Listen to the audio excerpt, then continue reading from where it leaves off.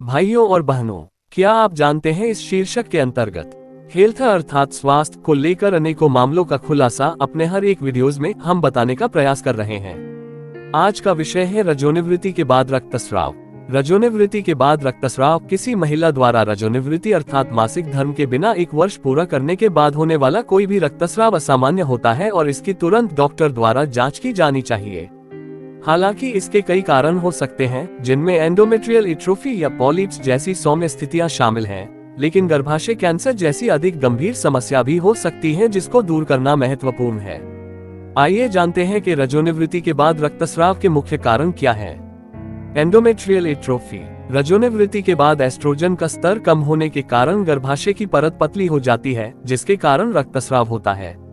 Endometrial polyps. गर्भाशय में गैर कैंसरकारी वृद्धि से रक्तस्राव हो सकता है।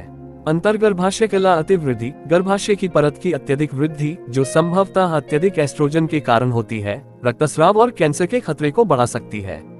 जननमूत्रीय शोष। एस्ट्रोजन के निम्न स्तर के कारण योनि के ऊतक पतले और शुष्क हो सकते हैं, जिससे रक्तस्राव हो सकता है। योनि से रक्तस्राव। योनि की पतली और सूखी दीवारों के कारण सेक्स के बाद रक्तस्राव होना। गर्भाशय कैंसर। कुछ मामलों में रजोनिवृत्ति के बाद रक्तस्राव गर्भाशय कैंसर का संकेत हो सकता है। अन्य कारण जैसे संक्रमण जैसे एंडोमेट्राइटिस, योनिशोथ, सिस्टिटिस, गर्भाशय फाइब्रॉइड और गर्भाशय ग्रीवा कैंसर भी रजोनिवृत्ति के बाद रक्तस्राव का कारण बन सकते हैं। रजोनिवृत्ति के बाद रक्तस्राव का निदान और उपचार। सबसे पहले शारीरिक परीक्षा और रोहिणी का इतिहास जानना जरूरी है। यहाँ डॉक्टर शारीरिक परीक्षण करेगा तथा रोगी के लक्षणों और चिकित्सा इतिहास के बारे में पूछताछ करेगा। इनमें शामिल हैं ट्रांसवेजिनल अल्ट्रासाउंड। इससे गर्भाशय की परत की मोटाई का आकलन करने और किसी भी पॉलिप या फाइब्रॉइड की पहचान करने में मदद मिल सकती है। Endometrial biopsy. कैंसर या अन्य असामान्यताओं की संभावना को दूर करने के लिए गर्भाशय की परत का एक छोटा सा नमूना सूक्ष्मदर्शी से जांच के लिए लिया जाता है। हिस्टेरोस्कोपी। एक प्रक्रिया जो डॉक्टर को गर्भाशय के अंदर का दृश्य देखने की अनुमति देती है। फैलाव और क्यूरेटेज DNC।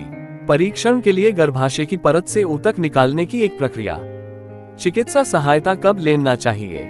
रजोनिवृत्ति के बाद हर 8 से 10 महीने बाद या किसी भी प्रकार के योनि से होने रक्तस्राव की जांच डॉक्टर से नियमित करवानी चाहिए। यदि रक्तस्राव अधिक या लंबे समय तक हो या इसके साथ चक्कर या हल्का सिरदर्द हो तो तुरंत चिकित्सा सहायता लें। विदेश ध्यान देने वाली योग्य बातें जिन पर चर्चा करना चाहिए वो है। रजोनिवृत्ति के बाद रक्तस्राव एक चिंताजनक लक्षण है, लेकिन ये याद रखना महत्वपूर्ण है कि अधिकांश मामलों में इसका कारण सौम्य और उपचार योग्य होता है। रक्तस्राव के दौरान प्रारंभिक निदान और उपचार महत्वपूर्ण है, खासकर गर्भाशय कैंसर को बाहर करने के लिए। भाइयों और बहनों, हमारा मकसद सिर्फ जानकारी देना है। स्वास्थ्य से जुड़ी सलाह या जांच के लिए किसी पेशेवर डॉक्टर से बात करें।